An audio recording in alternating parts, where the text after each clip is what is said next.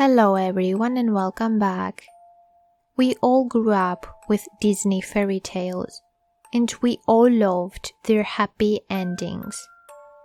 All fairy tales have a happy ending, right?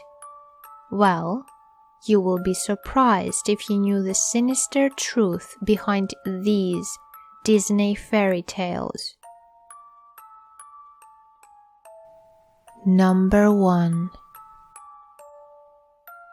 Red Riding Hood. Most of the stories left to us both by the Brothers Grimm and Charles Perrault were taken from local legends and traditions throughout the Middle Ages as they traveled through the villages of Europe. Many of them reflect the psychology of the period, their beliefs, their myths, all of them rooted in testimonies that wrapped them up in a certain magical realism. One of the oldest and maybe the most remarkable stories can be found in the tale of Little Red Riding Hood. According to experts, this story is one that has undergone the most transformations since its origins, these changes always having the intention of softening some images so that a young audience could calmly listen to it. But the truth is that with every change, we lost the original intentionality, because every story contained a doctrine, a lesson that we should all follow, and the one taught us by the Little Red Riding Hood is worth keeping in mind. Charles Perrault was the first to collect the story of Little Red Riding Hood in 1697. He had to include it in his collection of popular stories, although it was one of the least known for the European population. Certain images were so brutal that he changed them in order to make it suitable for a young audience. This was the first time that the story of this young girl with the red cap made its way to Europe. In 1812, the Brothers Grimm also decided to include her in their collection. In order to do this, they drew upon a work by a Jordan Ludwig, Life and Death of Little Red Riding Hood, which includes, unlike Perrault's story, the character of the hunter. They removed every trace of erotic and bloody elements and gave the story a good happy ending. Because what would a child's story be without its customary happy ending? As you can already guess, the original story is very different from the one that children read in their books. So let us get to know it. The story of the real Little Red Riding Hood. As I pointed out before, this story finds its origins in an isolated region in the Alps. The goal of the story is to warn us, to show us that there are forbidden things for our community as a human race, a community, and a group. In the legend, our protagonists are an adolescent, a young girl who has just entered the adult world, as well as her red cap, a symbol of menstruation. This young girl gets an order from her family.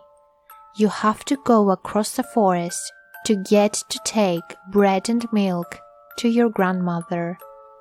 As you can see, up to this point, the variations with the original story are not too great. The forest is danger, a risk zone for young people, and one that it rises up as a test, as the rite of passage for a community with which to show that a person's children have now entered the adult world. The main risk of this forest comes in the form of the wolf. This animal symbolizes wildness and the irrational. The young girl manages to cross the forest and happily enter the house of her grandma, who receives her in bed because she is sick. All of this is very similar to our classical story, no doubt, but here comes the changes.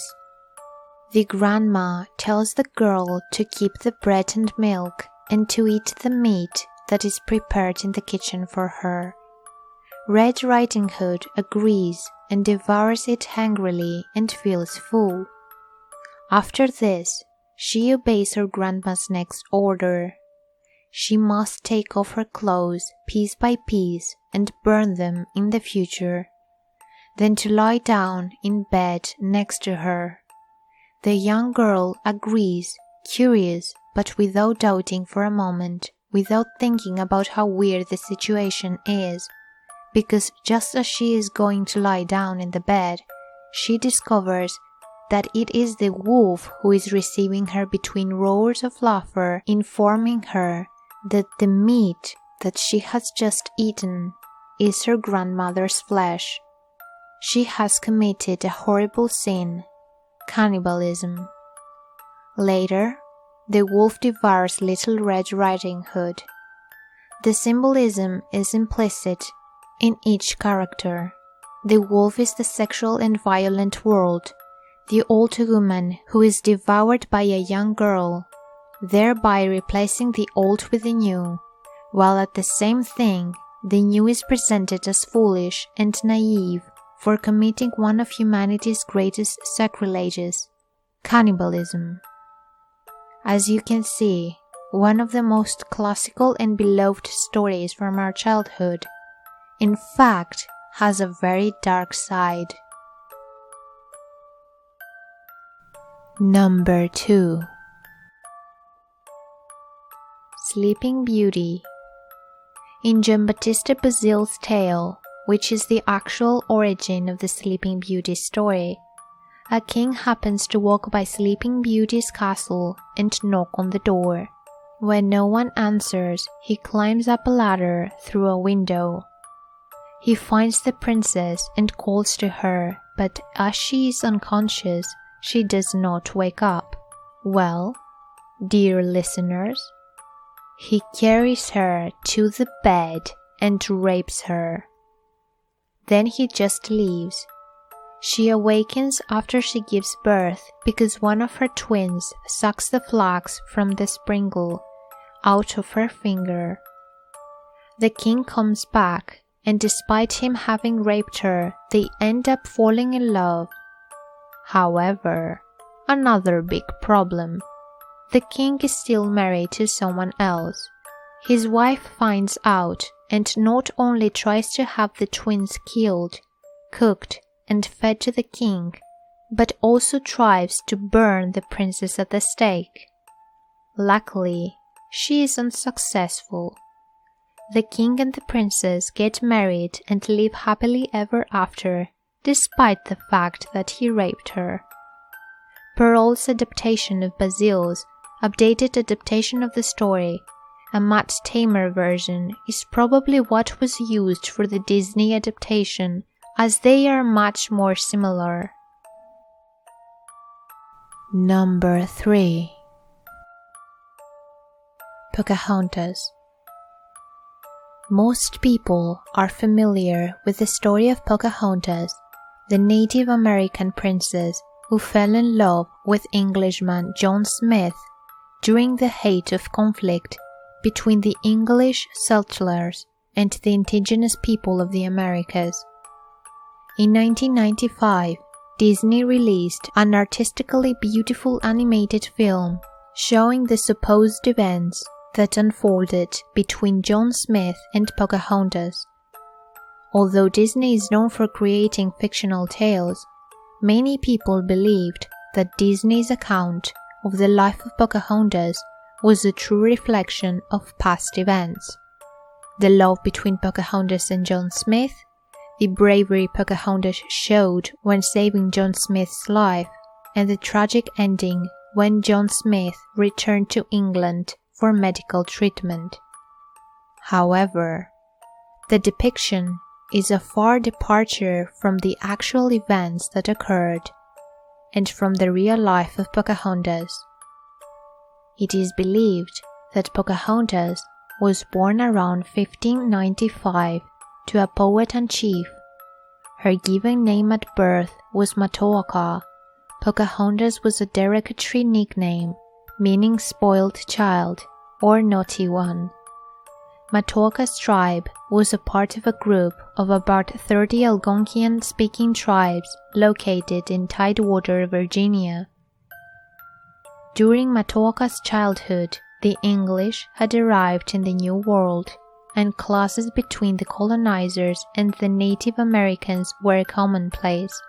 In 1607, John Smith, an admiral of New England and an English soldier and explorer, arrived in Virginia by ship, with a group of about 100 other settlers. One day, while exploring the Chickahominy River, John Smith was captured by one of Powhatan's hunting parties. He was brought to Powhatan's home. The accounts of what happened next vary from source to source. In John Smith's original writing, he told of having a large feast, after which he sat and spoke with Chief Powhatan. In a letter written to Queen Anne, John Smith told the story of Matoaka throwing herself across his body to protect him from execution at the hands of Powhatan. It is believed that John Smith was a pretentious man who told this lie to gain notoriety.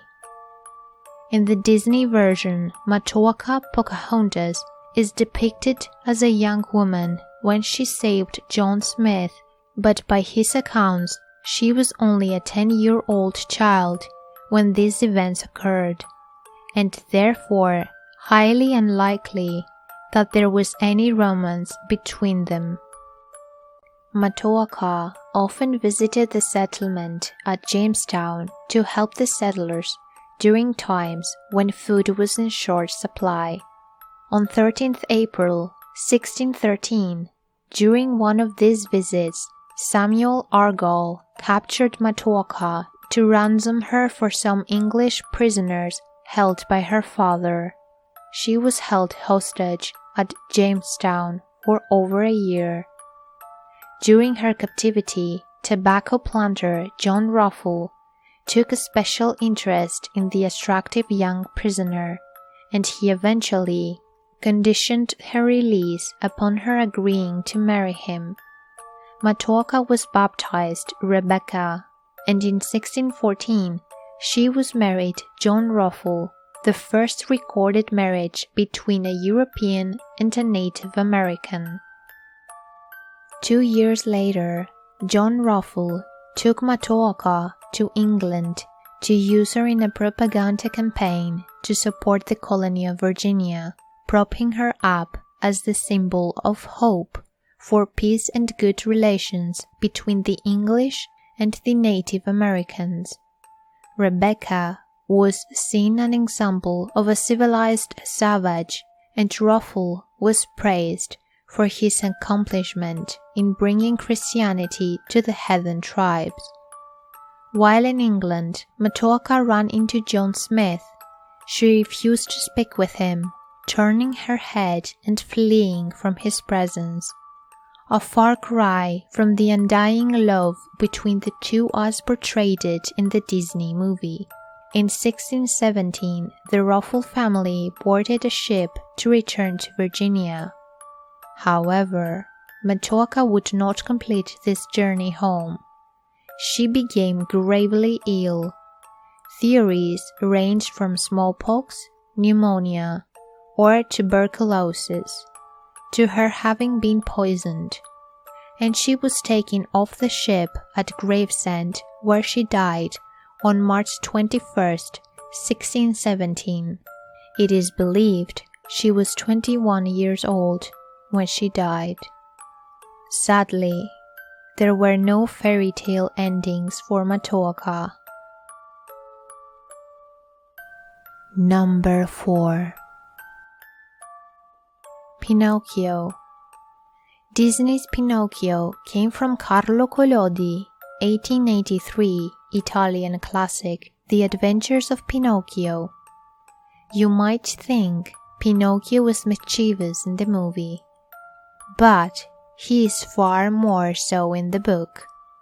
In the book, he runs away as soon as he learns to walk. he is found by the police, who imprison Geppetto because they believe Pinocchio was abused. Pinocchio returns home, where he kills a talking cricket, who warns him of the dangers of hedonistic pleasures and obedience. Geppetto is released and insists that Pinocchio goes to school. Pinocchio sells his school books for a ticket to the Great Marionette Theater. He encounters a fox and a cat who steal his money and unsuccessfully try to hang him. Luckily, after saving Geppetto from the terrible dogfish, Pinocchio shapes up and eventually becomes a real boy. Number 5. We all know the Disney story of Ariel, the bright-eyed, flame-haired mermaid princess who falls in love with a human. The animated film is based on a fairy tale by Hans Christian Andersen, the famous Danish author. The two tales, more or less, start out the same, with a beautiful mermaid coming of age and visiting the surface. Both mermaids watch birthday celebrations for a handsome prince, save him from drowning, and fall in love. Although they do both go on to see the sea witch, to become human, so that they can pursue their man. That is where the story is diverted. In Christian Andersen's grisly twist, the sea witch not only takes her voice, but also her tongue.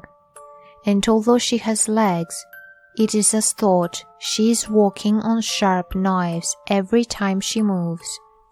In order to get a soul, the little mermaid must win the heart of the prince and marry him. Otherwise, she will die of a broken heart and dissolve into sea foam. But she cannot win the love of her prince, and he marries another, a princess from a neighboring village that he believes is the one that saved him from drowning. The mermaid's heart is about to break when her 5 sisters appear from the depths of the ocean with a knife. They tell her that if she stops and kills the prince with her knife and puts a drop of blood on her feet, she will become a mermaid again. She cannot stop the prince, and instead jumps into the ocean and dissolves into foam. But she does not disappear forever. She becomes an ethereal spirit, the daughter of the air, and it is given the chance to gain a soul by doing good deeds to mankind for the next 300 years.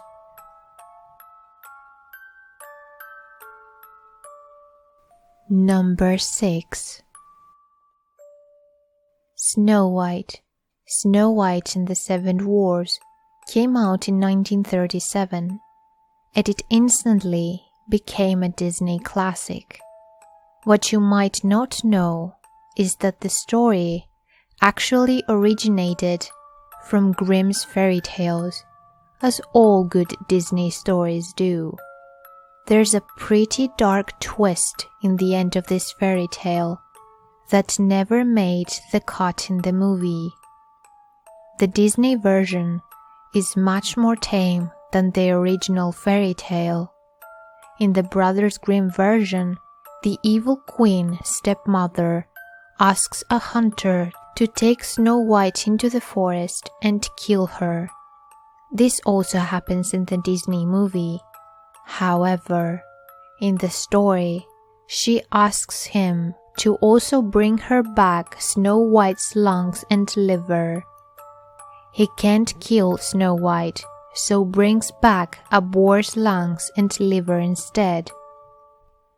The queen eats the lungs and liver, believing them to be Snow White's. In the book, the queen tries twice unsuccessfully to kill Snow White. The third time, when the queen gives her the apple, just like in the movie, Snow White faints and can't be revived. She is placed in a glass coffin. A prince comes and wants to take her away, even though she is still asleep, which is pretty weird. The dwarves hesitantly allow it, and while she is being carried, the carriers trip, causing the poisoned apple to become dislodged from Snow White's throat. She and the prince, of course, get married. The evil queen is invited. As a punishment, she is forced to wear burning hot iron shoes and dance until she drops dead. But there are more behind this story. In 1994, a German historian named Eckhard Sander published Snow White, Is It a Fairy Tale?, claiming he had uncovered an account that may have inspired the story that first appeared in Grimm's fairy tales. According to Sander, the character of Snow White was based on the life of Margaret von Waldeck, a German countess born to Philip IV in 1533. At the age of 16, Margaret was forced by her stepmother, Katharina, to move away to Brussels. There, Margaret fell in love with a prince who would later become Philip II of Spain. Margaret's father and stepmother disapproved of their relationship as it was politically inconvenient. Margaret mysteriously died at the age of 21, apparently having been poisoned. Historical accounts point to the King of Spain, who, opposing the romance, may have dispatched Spanish agents to murder Margaret. So, what about the 7 dwarfs? Margaret's father owned several copper mines that employed children as quasi-slaves. The poor conditions caused many to die at a young age, but those that survived had severely stunted growth and deformed limbs from malnutrition and the hard physical labor. As a result, they were often referred to as the poor dwarfs. As for the poison apple, Sanders believes this stems from a historical event in German history in which an old man was arrested for giving poison apples to children who he believed were stealing his fruit. Number 7. Tangled. This is a pretty loose adaptation, but in the Brothers Grimm version, Rapunzel gets knocked up by the prince before they escaped, and the evil sorceress figures it out. The sorceress cuts off Rapunzel's hair and throws her out into the wilderness. When the prince shows up to see her, the sorceress tangles Rapunzel's cut-off hair to lure him and tells him he will never see Rapunzel again. He jumps out the window in despair and is blinded from the thorns below. He wanders around aimlessly. Rapunzel gives birth to twins. He is eventually guided back to her when he hears her voice. Her tears restore his sight. They return to the prince's kingdom and live happily ever after.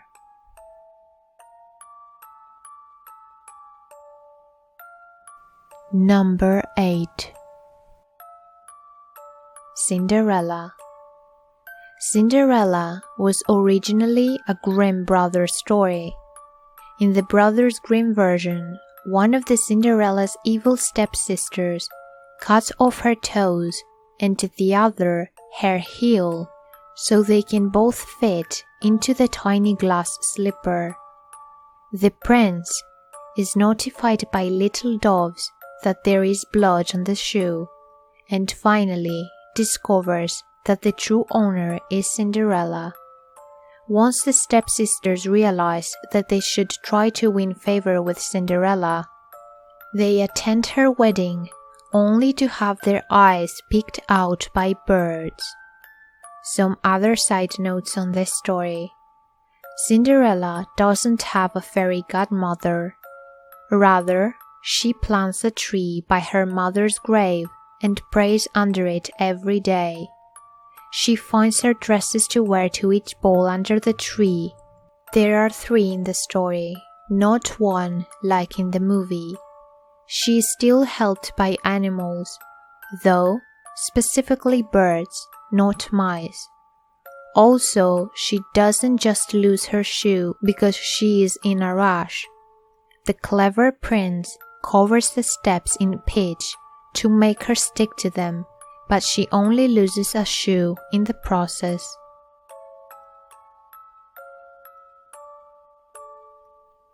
Hey there, and thank you so much for listening.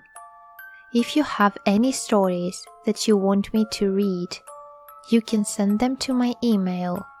Also, if you like this video, don't forget to leave a thumbs up and subscribe to my channel for more. And I will see you all in my next video.